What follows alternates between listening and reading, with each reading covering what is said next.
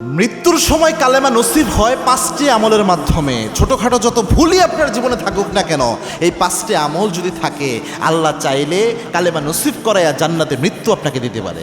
গুরুত্বপূর্ণ একটা বিষয়। তার মধ্যে এক নাম্বার হচ্ছে মিসওয়াকের আমল যাদের থাকে, প্রায় সময় মিসওয়াক করে, এটা গুরুত্বপূর্ণ। আল্লাহর হাবিব অফাতের এক মুহূর্তে রাসূল সাল্লাল্লাহু আলাইহি ওয়াসাল্লাম যখন অসুস্থ বোধ করছিলেন, তখনও মিসওয়াকের কথা বলছিলেন। মা আয়েশা রাদিয়াল্লাহু তাআলা আনহা মিসওয়াক এনে দিলেন। আল্লাহর হাবিবের এতটুকু শক্তি ছিল না মিসওয়াক চাবাবেন, এত অসুস্থ অবস্থা। আয়েশা রাদিয়াল্লাহু তাআলা আনহা নিজের মুখে মিসওয়াক নরম বানায়া, মুখ দিয়ে কামড়িয়ে নরম বানিয়ে আল্লাহর হাবিবের মুখের মধ্যে দিলেন।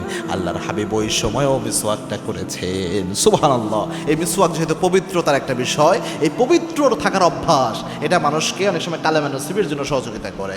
দুই নাম্বার হচ্ছে আপনি একটা দোয়া অবশ্যই পড়বেন।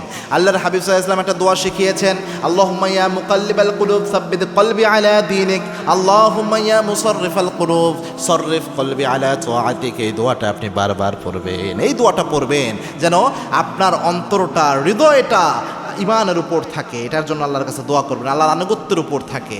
তিন নাম্বার হচ্ছে কালেমার জিকির প্রায় সময় আপনি করবেন। শুধুমাত্র একজন মানুষ মারা যাচ্ছে তার আগে কালেমা পড়বে, ব্যাপারটা এমন না। বা মুসলমান হওয়ার জন্য শুধু কালেমা পড়ছেন এমন না।